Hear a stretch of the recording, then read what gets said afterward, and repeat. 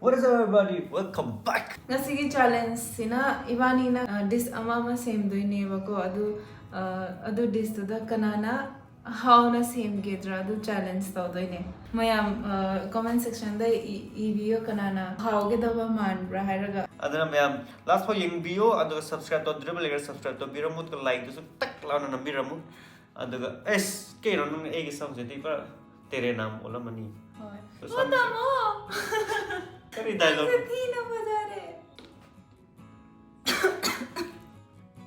is oh bhai अबे साले ai tena yaad nu shiraga chabe yadra oh tu chaga da hoy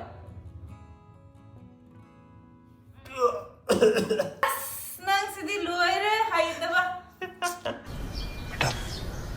तुमसे ना हो पाएगा angau basi alright hajik challenge hobrani I don't know what to cook ma gise kari thongno no khang de yenga se ang kari thong no ai kari hai doi na na dai eh ina vlog nam mi sidi adu nam na adu ai di hai roi nang dis na ai dis ai ton da tau doi ne ai chak thongge chak ga chatna ba inchang thongge da ba morok met pasi ai adu not normal morok met but different Manipuri style the CI, Indian, South Indian, North Indian, other CI. Other it should look good. It other how get the maza get the other same get the yes. James kayamu khai bra chak in sang thongba. Mayam thai na digi yenga ga lai ramani ba nang on da ko yeng amane ba. Nang chak sang thong di. Punsida thong diri ba ko. Thonge. Adu nasi kangan doi ne bi mayam. Punsida thong di ka haijan na khangani na. Ado mayam ai kari thong sera khangdre. Tori sibu kari no ibe ma. Mai ren thong doi ne aduga mana khangde kari thong gedra. Thong sunu mawala ude. Dai rame sida. Kari ingi no ha na cheating tau ga na khan rai ngonda. Ei gise. Insang mayam de leba ko asi oi na try to we. Hey ba hey boy. Hauradi haure, hautardi khangdre. Kai na nang cooker se na rabo. As nazi ado matam sang bane ba. Mai se phajana su fish tawde aduga tumina su leide. Kino cover so chawa yad ai ni. Hoy. Nate cover ro fry to yam hau. Nang thongba hairedi nang cover gi dish se bodana. Ai gonda nang takti kari dino. Ai tu hai ni ko. Ai se sao bai ko. Ai di icham chamba thonggoi ne adu hau doi ne nang gi ba hau. Over confidence. Yan. Ising ka boil da na pikan ka ba ai gonda. That's not fair. Adu di agi. Han bada. Already are ising da di thongba are. Khangde horen chara ga yenga ga khangani. Egi se mayam na recipe se khangbiradi comment section da haibiramu. Ina kari thongno na haibdo. How ready ne? Next challenge da ne. Nang on the roti se man doi ne.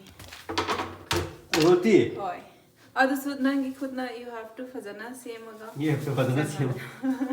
Okay, mayam da de haunu ba dorje ko phachana phutpi ke. Khud pa di ai char ra ai sini. Nang gi cham cham ba thong doi ne ke no yam hei pa di. Ai di cham cham ba na ti ai di si khang so no ne nang kari da thong gira thong. Asi da thong doi ne dis. Nang bu kari sim ke do bra na. Na beans ge omelette sim ke do bra. Kheer sim ra ka pizza ge bra imunda. Ai gi di yaar ai ko. Mustang tor jam ti tor. Mi ani khakta oi bani na. Only this. Nang only this ta ro. Only this. Wow, Only this. nang di thong dring ge so how do male. Mairen kakre, onion kakre ready ore. Aduga nahan gi aina yam kaino tawbudo kariyaba kahan bado fenugreek set methi gi set aduga red chili na ngawdoine.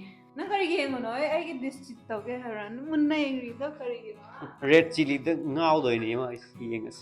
Nang gi sim ho ro theng koi chak lam ne ngamre. Nang gi thau loi kar. Mayam da amrak explain tawge.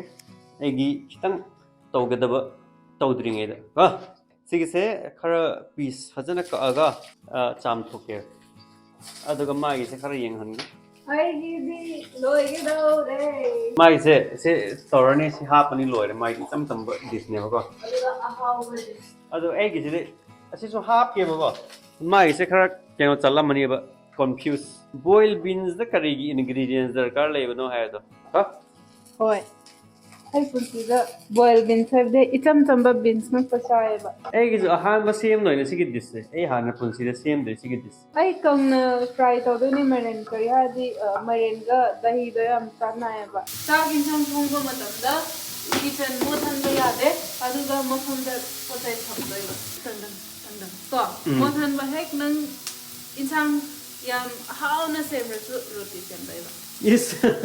Magi just bera. Lawyer ba? Ado they leave me alone. Adi matan thok se aduga egi horose. Let's go. Hojik horage egi ahan bada I will chop off the maton of the beans. Samaina se toba ya bane bo khutna. Khara di yaman de ne beans se. Nang ido chappa yare. Nang room de chappa yare. Bye. Sige se. Ay chalo re ay mundri ko di kumain na sa time. Aduga yeng aroye. Ay suchayeng aroye. Suksa yeng aroye. Magi injang se mundri phau ba egi thongba yade. Magi munga dore dona magi se munsanu. Adi masala su tha de without masala. Kanana mare na masala hapna. Hapa misu le ramani na. Ha poi kanam ta. Egi se ingredient ama wa li ba ko ado ingredient do lei ta wai khoi da. Ado ekhon use to ya ba se khoi gi yum da le ba item khatan ne ba. Sem sabadi loi rage hojik. ए बीन से यामन दे हायर मैम ना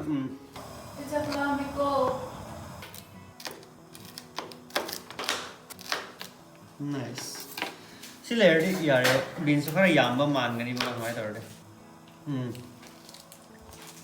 chocolate का pizza तना कोई मान नंगी यार बा ओइस ओइस नंग आई want to go hangi no ha chiching dog na khanbra ngasi di mang wanda boil beans chahni ke smutang hapadi यादी यानी aduga id kari no sa hap toine करी नो है तो क्या asigido mayam comment section da ipo asido meren ga chatna bra id sa bodo ya सामरोई ने तो सामरोई manipuri gi dhania ka bone ai सामरोई को बने तो अदो की मम्मी दो सा याओ बने वो नंग इसने मायरे ना हापी दबा वाह ai di hap do pa me nang ai want to usitro usitro नंग की कार है नंग की समझ nang to dress ya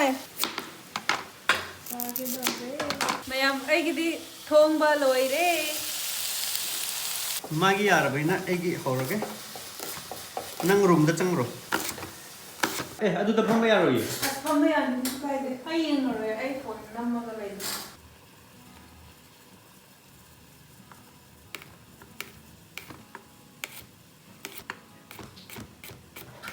C ready ले रे अदुगा सिसु रेडी ओइ खरब मालेदा नंग रूम मनु द चंगो nang ni usitro अदु खन अहान बतो गेदा से मसी की से ट्रेन तोड़ने होगा mana kari nga gi na tasi ko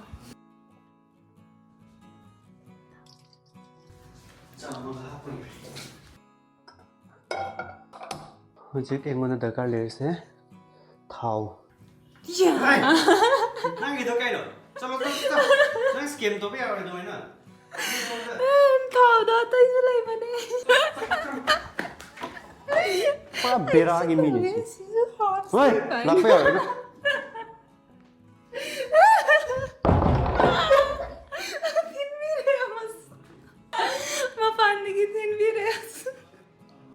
माना तो भी था उसको एक car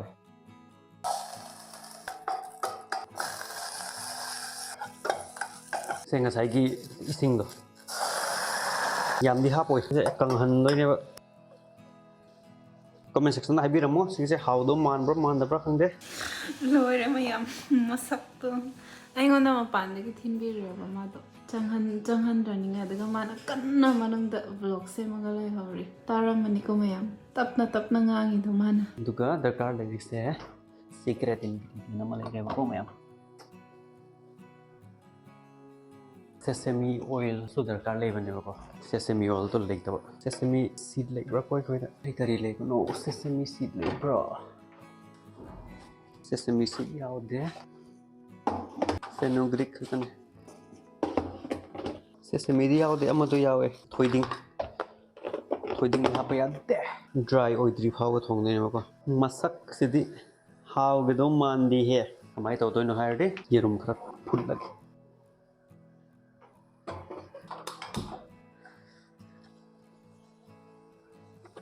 Right ma'am adudi thongba loi loi khre hojik ko thoko matam oire ai matu ne kira ka leromi I want to show you something. Close your eyes. Walk with me. Masak yang fazay yeah. Don't lao.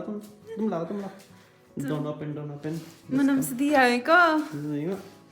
Okay, open your eyes. What? Oh bhai, Karina se this looks yum tungale. Excited. I try something back. Hasina, Eikhoi China Thongba ko mai ren. Ado ma'am, sige ahum sida karam na khoi how do malem thai birum. Boil beans do dang how do man ba. Wow. Chaning ye. Thum yak pra khang ni ga thai ge na half the swoi ku. Nangam ge do ma Cinematic no mai cinematic samai na. Ai siri project ha. Wow. Smai tor ka thumbnail da ha pra sir. Ado ma'am recipe do khangbiramani ko aduna seda leire chak pulap yauna ju Eikhoi torani mukbang torase myam du de seda phammaga khoi sai so somda phamhal lage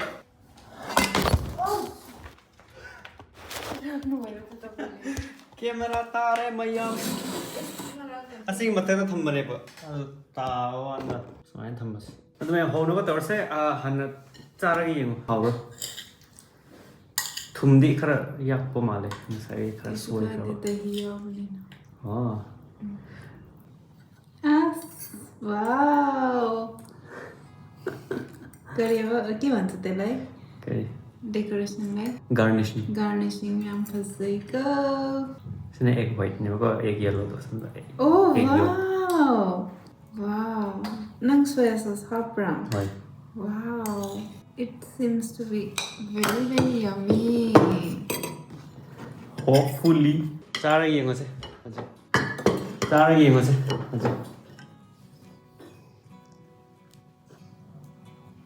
bin to tang chak yaw da bisu chaw yaw ne yum rồi Same yaw ba I know hai san ngon latte ha you won ai đang ngắm nè try to nãy giờ tôi hào rồi nè khang gì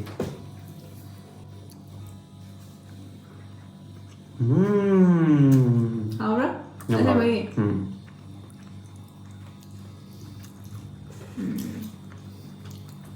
ado nang ngam ne ai đang ngắm có nang ngam me kai ha de it's very different asmaina ai punsida udri beans do Sumaina no boil raga soya sauce habra the first time so you won aduga good all good where did you learn curry from me anh này YouTube yang cái tôi này gì Sige sana kaya garlic beans hay ba ado sesame oil ka sesame kit kan da gar seed to hap ka dang yo sesame oil do yaw ado thum zo khra yam hap ra baina amalu thank you nang zo yam hoi mai ren do siri am keno e chana e also the common dish never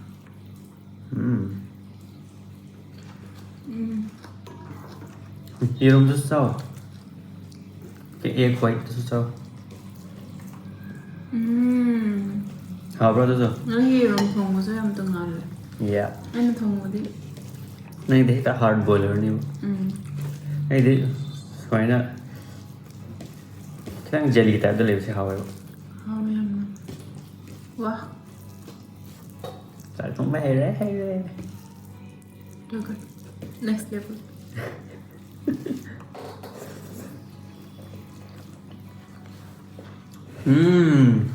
oh Myron का OP दही nói hồi em mọc mệt luôn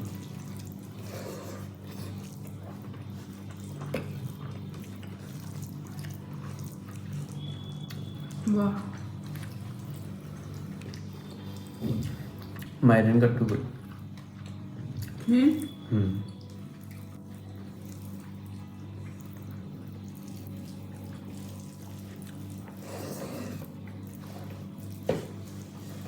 Wow.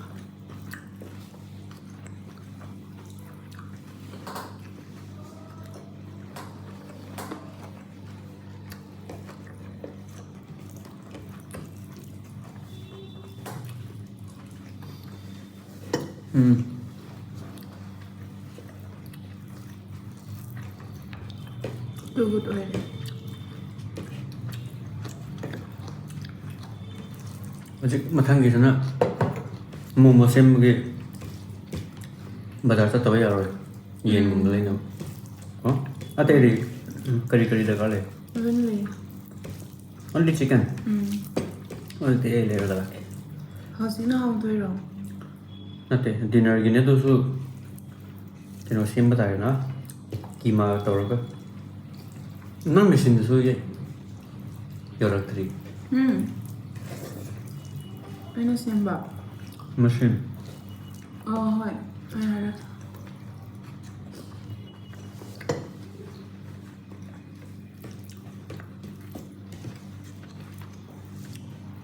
ꯑꯗꯣ ꯃꯌꯥꯝ ꯃꯁꯤꯒꯤ ꯆꯦꯂꯦꯟꯖꯁꯦ ꯀꯃꯥꯏꯅ ꯇꯧꯋꯤ ꯑꯝꯇ ꯍꯥꯏꯕꯤꯔꯝꯃꯨ ꯑꯗꯨꯒ ꯃꯊꯪꯗ ꯀꯔꯤꯒꯨꯝꯕ ꯆꯦꯂꯦꯟꯖ ꯌꯦꯡꯅꯤꯡꯕꯒꯨꯝꯕ ꯂꯩꯔꯗꯤ ꯀꯣꯃꯦꯟ ꯁꯦꯛꯁꯟꯗ ꯍꯥꯏꯕꯤꯔꯝꯃꯨ ꯀꯣ ꯑꯗꯨꯒ ꯑꯩꯈꯣꯏ ꯍꯩꯕ ꯍꯩꯇꯕ ꯑꯗꯨꯝ ꯇ꯭ꯔꯥꯏ ꯇꯧꯖꯒꯦ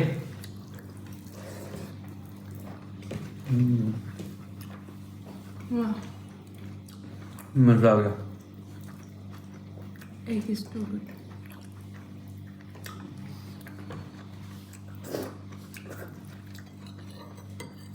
ꯃꯣꯕꯥꯡꯁꯦ ꯁꯥꯏꯠꯇ ꯂꯣꯏꯖꯔꯒꯦ ꯃꯌꯥꯝ ꯑꯗꯨꯒ ꯃꯊꯪꯒꯤ ꯚꯤꯗꯤꯑꯣꯗ ꯃꯣꯃꯣꯁꯦ ꯃꯊꯪꯒꯤ ꯚꯤꯗꯤꯑꯣꯗ ꯑꯣꯏꯅ ꯇꯧꯔꯁꯤꯔ ꯀꯣ ꯁꯥꯡꯃꯜꯂꯅꯤ ꯅꯠꯇ꯭ꯔꯒ